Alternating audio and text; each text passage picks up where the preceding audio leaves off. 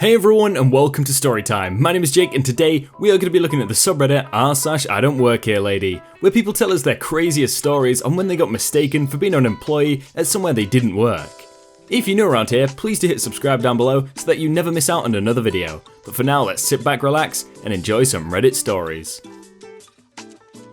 Entitled Karen Thinks I'm a Janitor. Now, this happened about 7 years ago, and while I did work in the same building, it was not as a custodian. I was about 19 or 20 when I worked in a hospital's food service department as a food service aide, and since the hospital was small, we were the only food option available in the building, aside from a vending machine on the 4th floor. So we had a small cafeteria, and the kitchen was responsible for making food for both the hotline in the cafeteria and the food for the patient rooms. We were always understaffed and run ragged all the time. I worked as a dishwasher, a cook in the cafeteria, and during lunch and dinner shifts, I delivered food to patient rooms. Now, because I worked in the food service department, I never got mistaken as a custodian, thanks to the different uniforms. My department, at the time, wore ugly bath green uniform shirts, black uniform pants, hairnets, a stupid black chef hat, and black shoes. They were so bad, many of the girls were mistaken for guys because of how they were made to fit our bodies. Custodians wore a bright blue polo, black pants, and black shoes. Plus, 9 times out of 10, they had either a cleaning cart with them or some kind of cleaning supply. Trust me, this is all important. Now, I was used to getting ordered around by nurses because of diet sheets, and having to deal with irate patients because they were getting beef or chicken broth after surgery. It was all part of being at the bottom of the totem pole. However, patients or their families were most of the time very nice and happy to see us, since we were bringing food. But on this particular day, I was in a pretty foul mood. An entitled nurse was threatening to call my boss if I didn't hand over extra pre-made sandwiches for her and her crew, when she knows we are not allowed to do that. It was late, and I was running behind on serving patients for their dinner. I was on my first floor and was about to go get another food cart to go to the ICU, when I felt a hard tap on my shoulder. The cast. Me, K is for Karen, and S is for supervisor. Ah, finally! Do you know how long I've been calling the nurses station for you people? Me, confused. I'm sorry, were you trying to get a hold of food service? No, I've been calling for you. Do you know how long I've been waiting for you? Back then, I wasn't really very good with people. If anything, I used to run away from conflict. But thanks to this place, I was growing a bit of backbone due to the witchy nurse staff. And because she caught me in a bad mood, I probably had a "what do you want" look on my face. I'm sorry, how can I help you?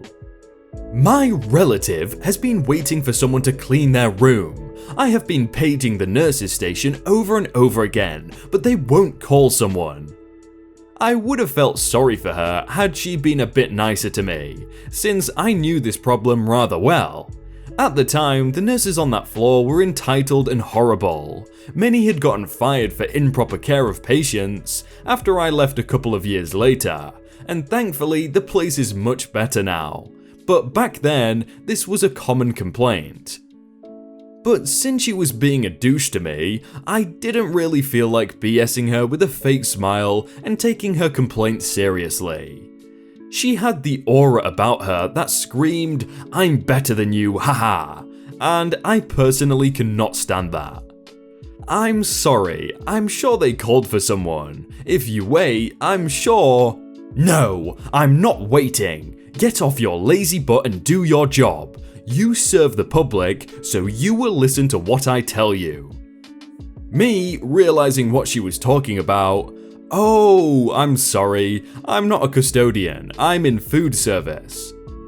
Stop making excuses and go clean the room. There's pee everywhere. And while you're at it, get your manager. You suck at your job. Ma'am, you need to keep your voice down. I work in food service. I will go get someone from... Shut your mouth. How dare you talk to me like that? I make much more money than you will ever make in your life. That means you serve me. Now, do what I tell you. I go back and forth with her for a good 10 minutes, trying to insist that I don't work as the janitor, and this prompts my supervisor to come to the floor. He was wondering why I was taking so long coming back to pick up the car, and as he comes off the elevator, he sees me with the crazy Karen. I could almost see the urge to turn back and run into the elevator in his eyes, when Karen turns to see him standing there. Are you this guy's manager? I'm a girl, stupid uniform. Yeah, how can I help you? I want him fired. He's lying and saying he won't clean my relative's room. Looking confused, supervisor looks to me, as if wanting to know what happened. I look at him and mouth silently, "Help me, she's insane." He then looks to Karen. Ma'am, she isn't a custodian. She's delivering food trays to the very hungry patients, and is not a custodian. Now please keep your voice down or I will call for security. How dare you? This man has lied to me and tried to assault me. What kind of place is this? She is a food service aide, who more than likely has to get food for your relative and other patients. The food is getting cold, so please leave her alone to do her actual job. This apparently angered her more as she began to yell in his face, and supervisor told me to go to the kitchen and ask one of the other aides to finish delivering food. I found out later that she was escorted off the property, and that she was blacklisted by the relative from coming to see them. Turns out she was right outside their room, and they were so embarrassed and angry about her actions that they told the hospital staff to move them to another room, and to inform security to keep her from coming back to see them. She didn't take this too well, as the cops were called twice afterwards. How crazy do you have to be to make a scene like that? If I was the relative in the room, I would, ban them straight away. They did good there. But officer. A brief backstory. I graduated high school back in 1995. Yes, I'm also old, and was heavily into the drama program at my school. I was the lighting and sound tech during my years in the program. I did all the miscellaneous things around the set and was pretty good at my job. I was reputed to be able to fix anything, even though I only really fixed one thing, just a loose screw on a strobe lamp. A few years later, my former teacher calls me and asks if I could come out and help with the new production, and the story begins. So the year is 1999, and I'm 4 years out of high school and going right back as a volunteer. I only had a part-time job at the time, so had lots of time to help out. This day found me at the school helping to repair and set up the lighting trees, lights, and the sound system. It was coming up on lunchtime and I needed to vacate the cafeteria while the students descended for the feeding frenzy. I decided to walk down to the McDonald's, about a half mile from the school. I left campus by the back gate and proceeded to walk to the Golden Arches. I lit up a cigarette and went on my merry way. There was a chirp of a police siren from behind me when I was about halfway there. This is where it all begins. The cast: O for police officer, OL for office lady, and me. The officer getting out of his car: "Do you know the legal smoking age is 18? Yeah, I do. So what? Where are you going? To get lunch, then head back. Do you need something? Yeah, I need you to get in the car and come back with me. Why? I caught you smoking and off campus. Can't have you cutting classes. Oh, I graduated 4 years ago. I'm only volunteering at the school.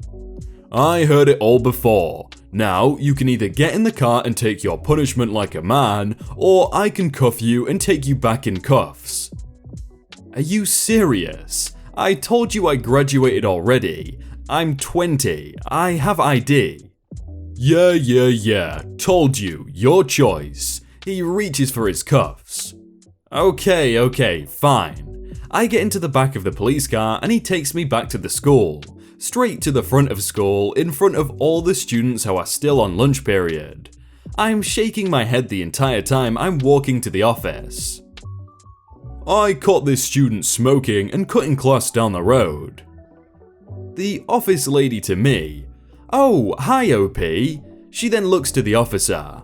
Officer, he graduated 4 years ago. He's a volunteer for the school's drama program. He can leave anytime he wants. Are you sure?